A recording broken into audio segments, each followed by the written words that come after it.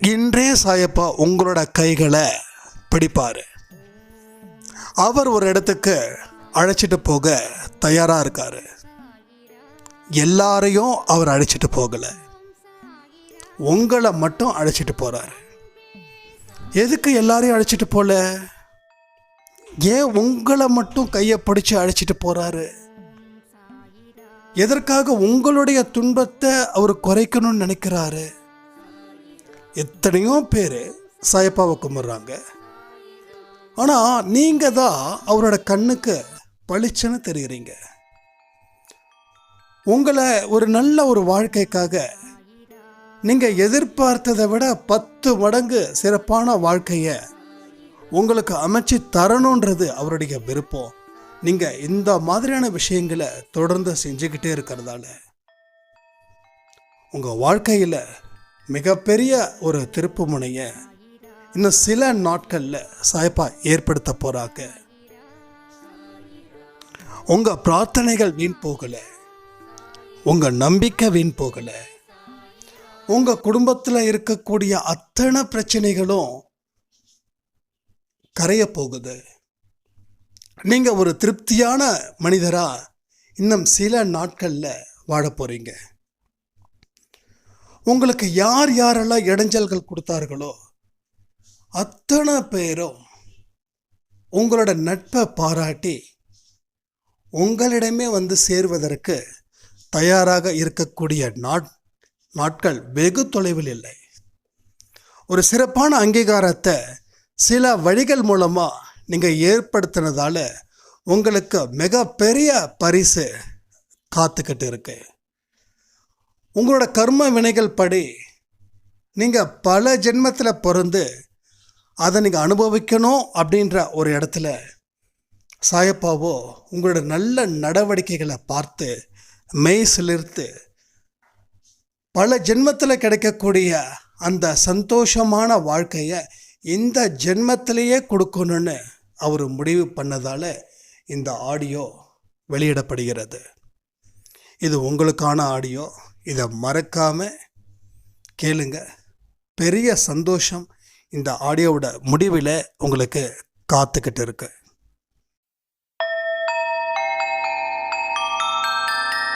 ஓம் சாயிரா சாயிரா, ஓம் சாயிரா சாயிரா, ஓம் சாயிரா சாயிரா, அன்பே சாயிரா, பேரன்பே சாயிரா, அகிலம் தளிக்க ஆத்மா விழிக்க அனுதினம் சாயிரா, எங்கள் அன்பே சாயிரா.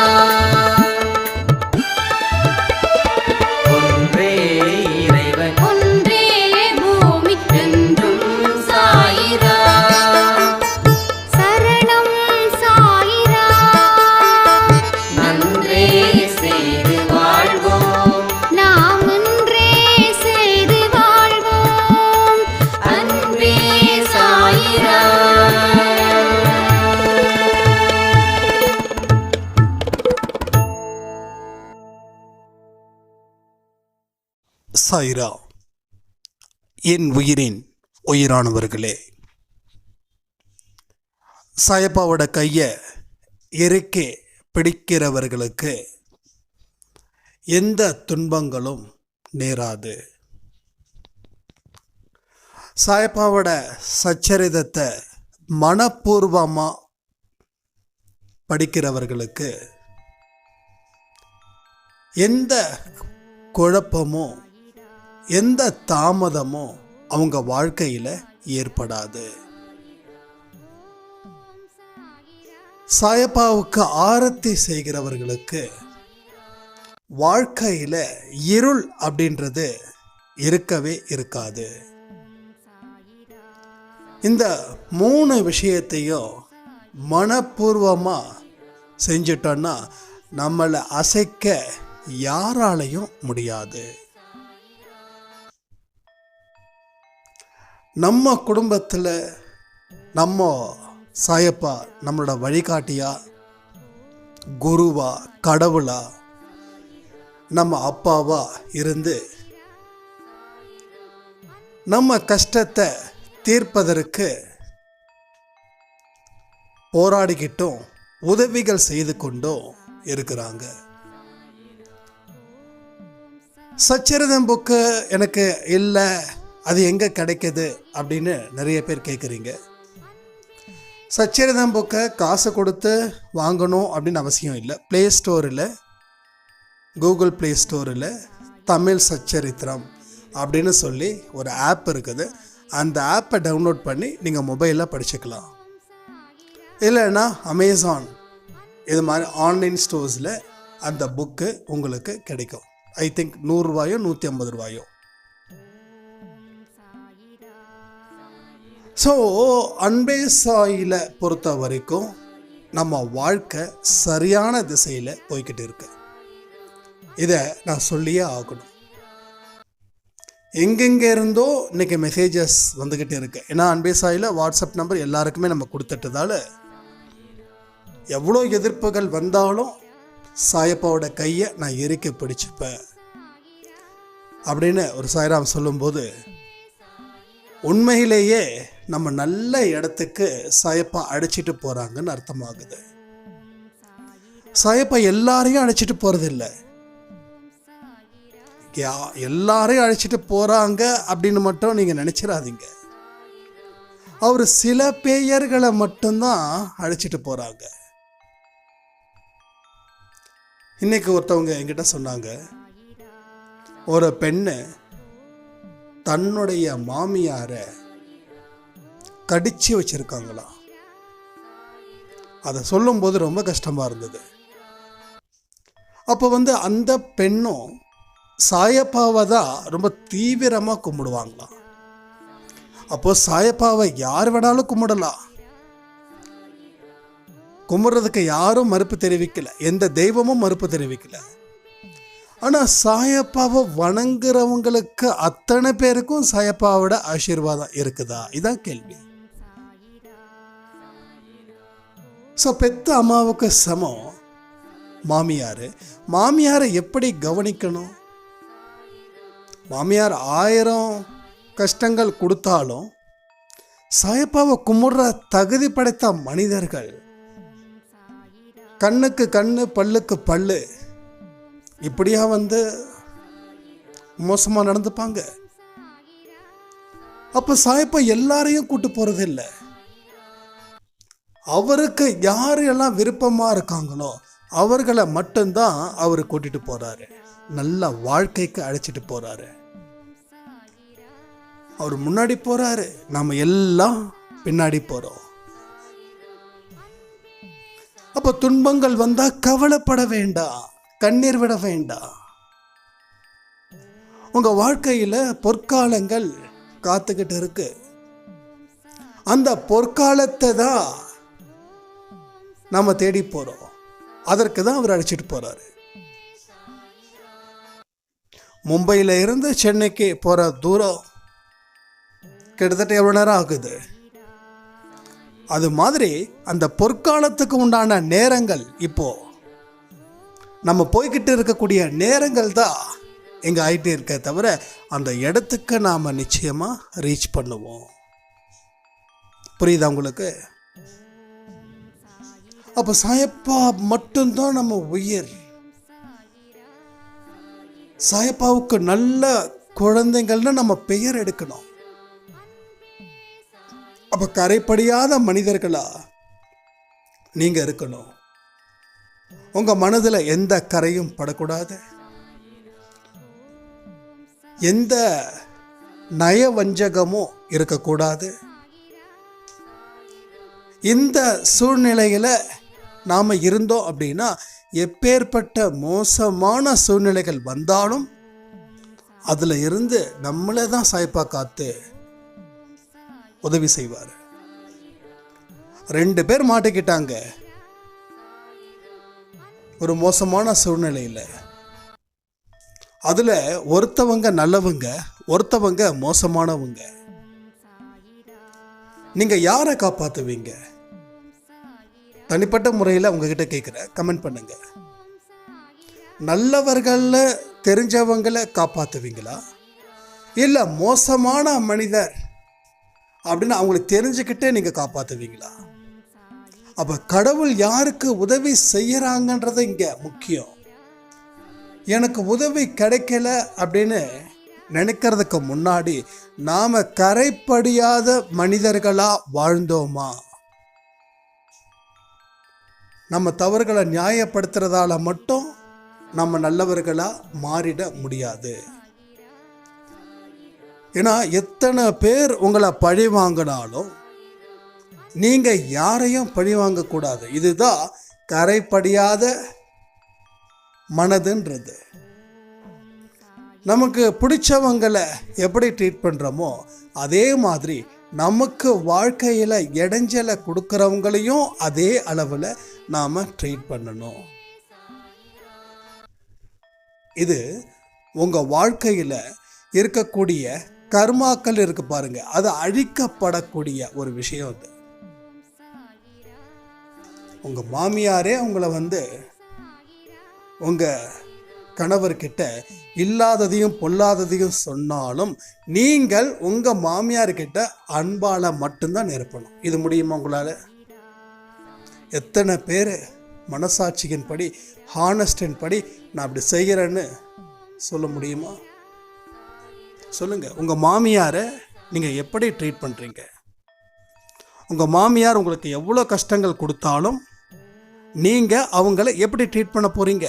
இல்லை எப்படி ட்ரீட் பண்ணியிருக்கீங்க? உண்மையான பதில்கள் மட்டும்தான் வேணும். கமெண்ட்ல சொல்லுங்க. அப்போ மாமியார் மட்டும் இல்லை, உங்களுக்கு எதிராக யாராவது சதி செஞ்சா கூட அவங்களுக்காக நீங்க பிரார்த்தனை செய்கிறீங்களா? இல்லை அவங்கள பழி வாங்கணும்னு துடிக்கிறீங்களா? இல்லை அவங்க உங்கள் வாழ்க்கையில் இருந்து காணாமல் போகணும்னு நினைக்கிறீங்களா? இல்லை உங்கள் கண்ணு முன்னாடி அவர்கள் அழிய வேண்டும் என்று நினைக்கிறீர்களா? இது முக்கியமான கேள்வி. அன்பே சாய் உங்கள் வாழ்க்கையில் எந்த மாற்றத்தை கொடுத்துருக்குதுன்றத இங்கே இருக்கிற எல்லாரும் தெரிஞ்சுக்கணும். அதில் நானும் ஒருத்தன்.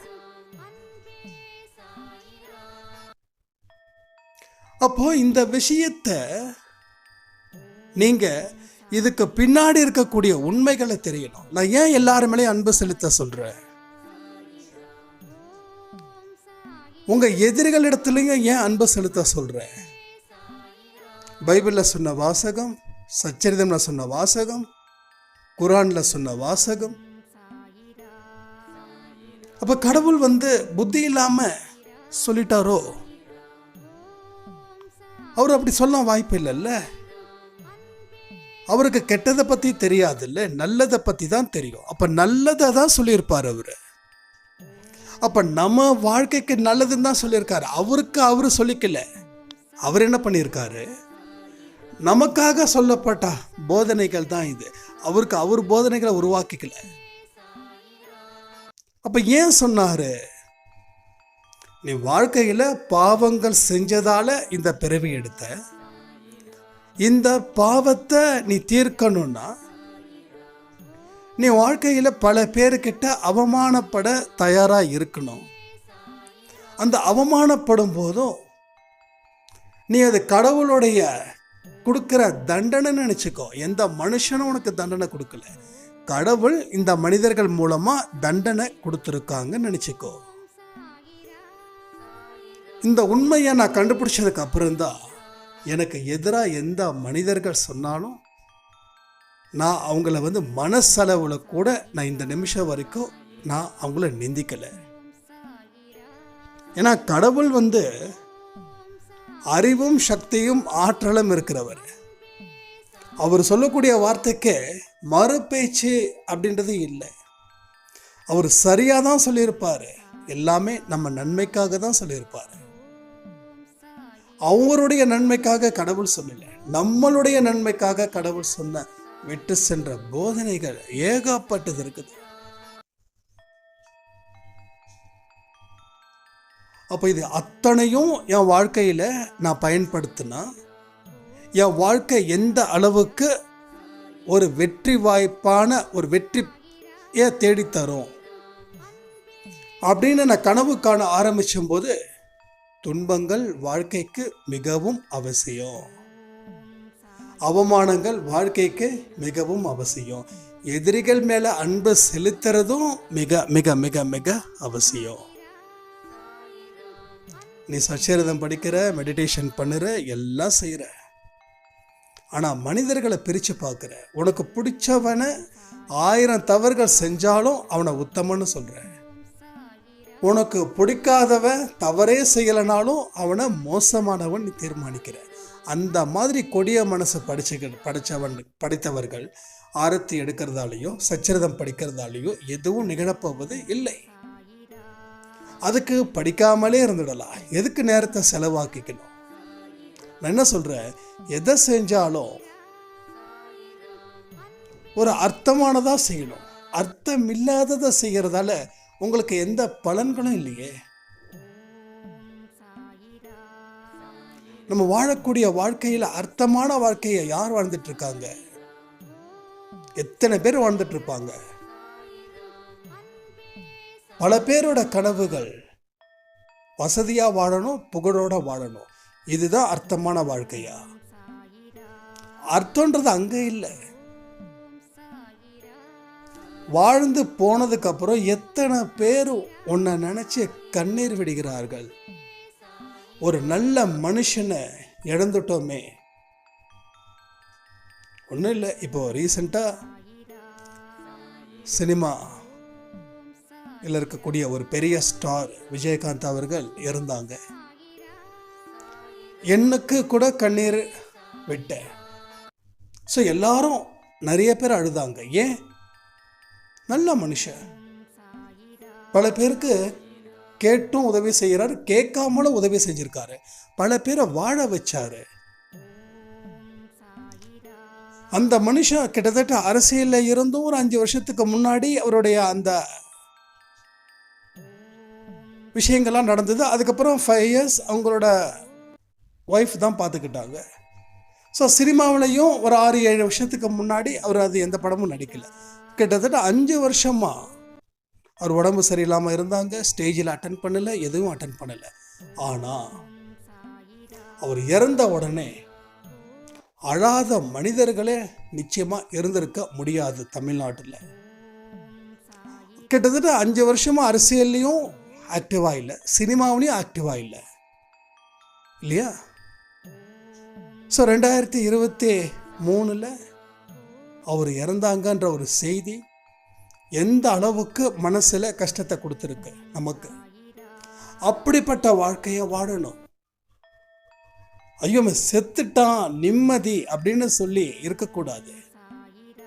அப்படிப்பட்ட மனிதர்கள் கடவுளை கும்பிட்டாலும் அவர்கள் சொர்க்கத்துக்கு போவதே இல்லை. கண்டிப்பாக சொல்கிறேன், நரகத்துக்கு தான் போகணும். அடுத்தவர்கள் மேலே கோபமும் கஷ்டமும் கொடுக்குறவங்க எந்த காலத்திலையும் முன்னேற முடியாது வாழ்க்கையில். கடவுளோட கொள்கைகளை யாரும் தீவிரமாக பிடிக்கவே இல்லை. எல்லாமே படிச்சுட்டு தன்னை அநியாயம் செய்யக்கூடிய மனிதர்களாக இருந்தாலும் இப்படிலாம் நடக்குது பாரு நாட்டில்னு சொல்லக்கூடிய மனிதர்கள் ஏராளம் இந்த உலகத்தில். இவன் 10 பேருக்கு தொல்லை கொடுப்பான், ஆனால் இவன் ஒரு நியூஸை ஃபார்வர்ட் பண்ணுவான். காசுக்காக அலையக்கூடாது, பணத்துக்காக அலையக்கூடாது, எல்லாருக்கும் உதவிகள் செய்யணும்னு இவர் சொல்லுவார். ஆனால் இவர் யாருக்கும் செய்ய மாட்டார். எவ்வளோ ஒரு வேடிக்கையாக இருக்குது பார்த்தீங்கல்ல. ஸோ நம்மளுடைய அர்த்தமான வாழ்க்கையை வாழவே இல்லைங்க, இன்னைக்கு வரைக்கும் வாழலை. அப்போ அர்த்தமான வாழ்க்கைகள் வாழக்கூடியவர்களும் கடவுளுக்கு பெரியமானவர்களையும் தான் சாயப்பா அழைச்சிட்டு போறாரு. அவரோட கைப்பிடியில நம்ம இருக்கோம்.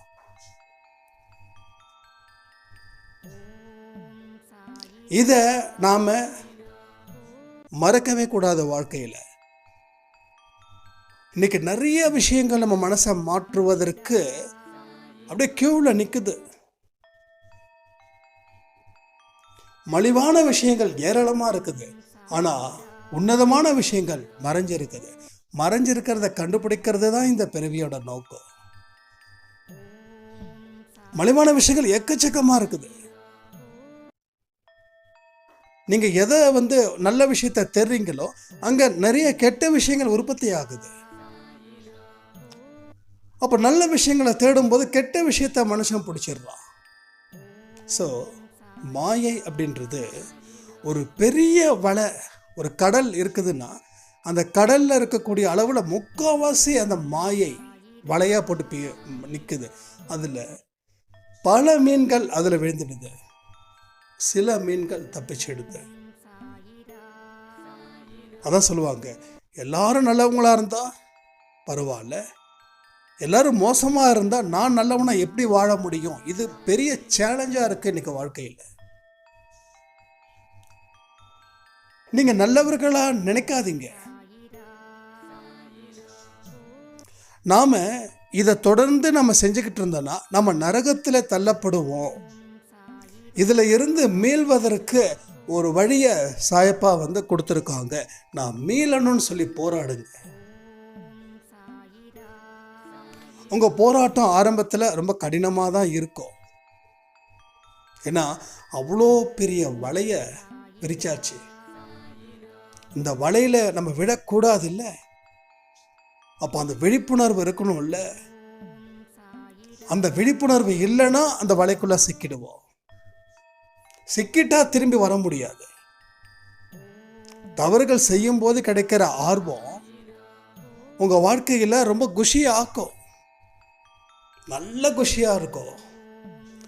போக போக போக தான் அதனுடைய சுயரூபம் தெரியும். தெரிஞ்சதுக்கு அப்புறம்தான் நம்ம வாழவே முடியாத அளவுக்கு போயிட்டோமோன்னு சொல்லி வாழ்க்கையோட இறுதியில் நாம் கண்ணீர் விடுவோம். ஸோ வயசும் போயிடுச்சு, ஆள்களும் நல்ல மனிதர்களும் போயிட்டாங்க. ஸோ கண்கட்ட பெண்ணு சூரிய நமஸ்காரம் எதுக்குன்னு சொல்லி கேட்பாங்கல்ல, அந்த மாதிரி நாம் வாழ்ந்துடக்கூடாது. அதனால தான் சொல்கிறேன், உங்களுக்கு எதிராக சதி பண்ணுறவர்கள்கிட்ட கூட அவங்களுக்கு உங்களை துன்புறுத்தினா அவங்களுக்கு சந்தோஷம் கிடைக்குதுன்னா அதுக்கு நீங்கள் தயாராக இருங்க. உங்களை கஷ்டப்படுத்துறதால அவங்க சந்தோஷமாக இருக்காங்க, அவங்க ஆளாக பார்க்காதீங்க. உள்ளுக்குள்ளே இருக்கக்கூடிய ஆன்மா என்னை துன்புறுத்துறதால அந்த ஆன்மா சந்தோஷம் அடையுதுன்னா நீ என்னை எவ்வளோ வேணாலும் துன்புறுத்திக்கோ. ஏன்னா இதெல்லாம் ஒரு பாடம். இந்த பாடம் கடினமாக தான் இருக்கும். ஆனால் இந்த கடினமான பாடத்தை படித்தாதான் நல்ல மார்க் எடுத்து நல்ல வேலைக்கு போய் கை நிறைய சம்பாதிக்க முடியும். இந்த கடினமான பாடம்னு சொல்லி இந்த பாடத்தை படிக்கலைன்னா நாம் வேலைக்கு போக முடியாது, பெரிய அளவில் சாதிக்க முடியாது. சொல்லுவாங்கள்ல, நல்ல படித்தா நல்ல, இப்போ பாருங்கள் ஐஏஎஸ் ஐபிஎஸ் இது மாதிரி பெரிய படிப்புகளுக்கெல்லாம் படிப்பு தகுதி இருந்தால் தான் போக முடியும். நீங்கள் உலகத்தில் ஆளக்கூடிய தலைவராக கூட இருக்கலாம், ஆனால் அந்த போஸ்டிங் அப்படின்னு வரும்போது படித்தவர்கள் மட்டும்தான் அங்கே உட்கார முடியும். உலகத்தில் இருக்கிற தலைவர்கள் அவங்கவுங்க 5 வருஷமோ 8 வருஷமோ 10 வருஷமோ அந்த பதவி முடிஞ்சிடுச்சுட்டு அவங்க நார்மல். ஆனால் போஸ்டிங்கில் இருக்கிறவங்க ரிட்டையர் ஆகிற வரைக்கும் அந்த பவர்ஃபுல்லாக இருப்பாங்க. ஏன்னா அவங்க அந்த கஷ்டப்பட்டு படித்தாங்க. அப்போ வாழ்க்கையிலையும் உங்களுக்கு எதிராக சில மனிதர்கள் துன்பத்தை கொடுக்குறாங்கன்னா பதிலுக்கு நீங்கள் அவங்களுக்கு துன்பத்தை கொடுத்துட்டா பாவங்கள் தொடரும். அவங்க துன்பத்தை மனப்பூர்வமாக நீங்கள் ஏற்றுக்கிட்டீங்கன்னா உங்கள் பாவங்கள் குறையும். பாவங்கள் அதிகமாகணுமா இல்லை பாவங்கள் குறையணுமா?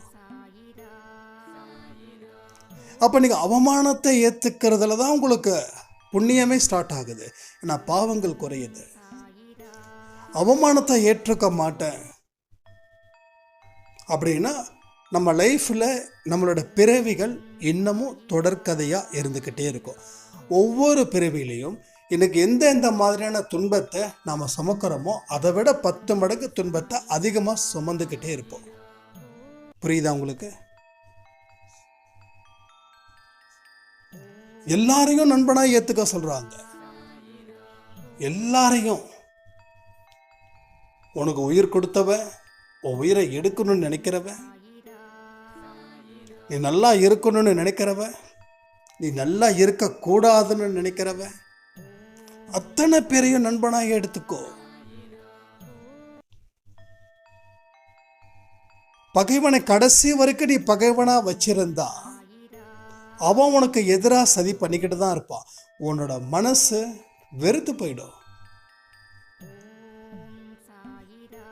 உங்களுக்கு ஒரு நல்ல ரிலேஷன்ஷிப்பில் இருக்காங்க, உங்கள் மாமியாரா இல்லை உங்கள் புருஷனோ இல்லை உங்கள் ஒய்ஃபோ யாரோ ஒருத்தவங்க திடீர்னு உங்களுக்கு எதிராக திரும்பும்போது அந்த இடத்துல கோபமும் அவங்க மேலே ஏதாவது செய்யணுன்ற வெறி இருக்க பாருங்க. அது வராத வரைக்கும் உங்களுக்கு பிரச்சனை இல்லை.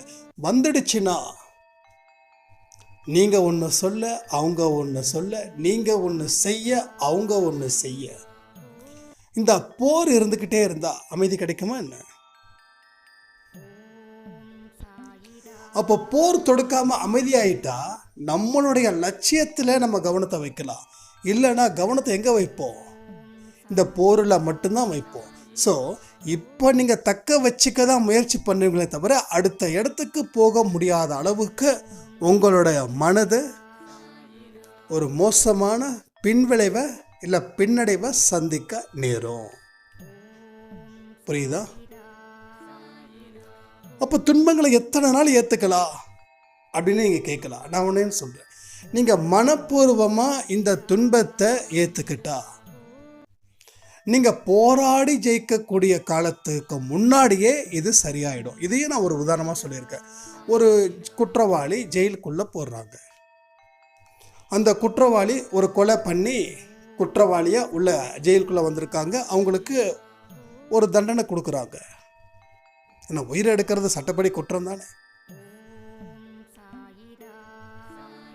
அப்போ நீங்கள் அந்த ஜெயிலில் உங்களோட நல்ல நடவடிக்கையை பார்த்து 10 வருஷமாக இருக்கக்கூடிய தண்டனையை 5 வருஷத்தில் கூட முடிக்கிறாங்க. ஏன் முடிக்கிறாங்க? நீங்கள் உண்மையில சிறந்த மனிதர், நீங்கள் எமோஷ்னலாக தப்பு செஞ்சதால் உங்களுக்கு தண்டனைகள் குறைக்கப்பட்டது. ஆனால் அதே ஜெயிலில் நீங்கள் அக்கிரமம் செஞ்சுக்கிட்டு இருந்தீங்கன்னா, அதே ஜெயிலில் மறுபடியும் நீங்கள் பல மனிதருக்கு துன்பத்தை கொடுத்தா உங்கள் தண்டனைகள் அதிகரிக்கப்படும். அதிகரிக்கவும் வாய்ப்பு இருக்குது. ஆனால் எந்த விதத்திலையும் யார் எவ்வளோ துன்பங்கள் கொடுத்தாலும் உங்கள் மேலே எந்த ஒரு பிளாக் மார்க்கும் வராமல் இருந்தால் உங்கள் தண்டனைகள் குறைக்கப்படும். ஸோ தண்டனைகள் குறைக்கப்படலாம் இல்லை அதிகரிக்கப்படலாம். அப்போது பாவங்கள் குறைக்கப்படலாம், அதிகரிக்கப்படலாம். அப்போ புத்திசாலிங்க என்ன பண்ணுவாங்க? பாவங்கள் குறைக்கணும்னு சொல்லி எதிர்பார்ப்பாங்க. அப்போது நீங்கள் வாழ்க்கையில் 15 வருஷம் போராட்டம், அவங்களுக்கு எதிராக நீங்கள் சதி பண்ணுறது, கடைசியில் யாரோ ஒருத்தவங்க ஜெயிக்க தான் போகிறீங்க. ஆனால் நீங்கள் யாரோ ஒருத்தவங்க தான் ஜெயிக்க முடியும். அங்கேயும் உங்களோட தோல்விகள் இருக்குது, வெற்றியும் இருக்குது. 50% தோல்வியும் இருக்கும், 50% வெற்றியும் இருக்கும். ஆனால் நீங்கள் அந்த அவமானத்தை ஈஸியாக எடுத்துக்கிட்டு தாங்கிக்கிட்டு அவங்க மேலே எந்த விதத்திலையும் பழி வாங்கணும் அப்படின்ற உணர்ச்சியோ இல்லை கோபமோ ஆணவமோ இல்லாமல் இருந்தால் 100% வெற்றி மழை உங்களுக்கு வந்து சேரும். இப்போ சொல்லுங்கள், 50% வெற்றி முக்கியமா இல்லை 100% வெற்றி முக்கியமா? புத்திசாலிங்களா நம்ம இருக்கிறோம் நான் நம்புகிறேன். அப்போ 100% வெற்றி நமக்கு தேவை. அப்போ உங்கள் வாழ்க்கையில் பகைவரே இல்லை அப்படி என்றால் 100% வெற்றி.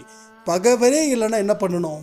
யாரையும் மனசில் பகைமையை வளர்த்துக்க கூடாது. அதாவது யாரை நினைச்சோம் நம்ம மனதில் அந்த பகைமையை வளர்த்துக்க கூடாது.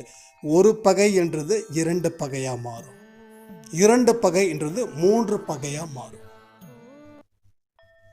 நீங்கள் என்னதான் சாய்பாவை தேடி தேடி கும்பிட்டாலும் உங்கள் மனசில் ஒரு விதமான அழுத்தம் இருந்துக்கிட்டே இருக்கும். அந்த அழுத்தம் எதையுமே செய்ய முடியாத அளவுக்கு உங்களை படாத பாடு படுத்தி எடுக்கும். ஸோ இதுதாங்க நான் சொல்ல வந்தது. இதை நீங்கள் சரி பண்ணிக்கிட்டீங்கன்னா வாழ்க்கையில் ரொம்ப ஈஸியாக வெல்லலாம். வெல்வதற்காகவே இந்த வாழ்க்கை, இந்த ஜென்மத்திலேயே நம்ம அறுவடை செய்கிறோம். நல்ல விளைச்சலை, அந்த பலன்களை நாம் அனுபவிக்கணுமா வேண்டாமா?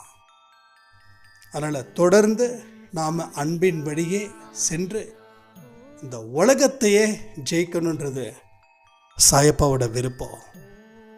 அவருடைய வழிகாட்டுதலின்படி நம்ம குடும்பத்தை எடுத்து செல்வதற்கு எல்லோரும் தயாராக இருப்பீர்களா? தயாராக இருக்கிறவங்க கமெண்ட் பண்ணுங்க. எப்படிப்பட்ட ஒரு நல்ல ஆடியோவை சாயப்பா இந்த நேரத்தில் கொடுத்ததுக்கு சாயப்பாவுக்கு நன்றிகளை சொல்லி இந்த ஆடியோவை நான் முடிக்கிறேன். ஜெய் சாய்ரா.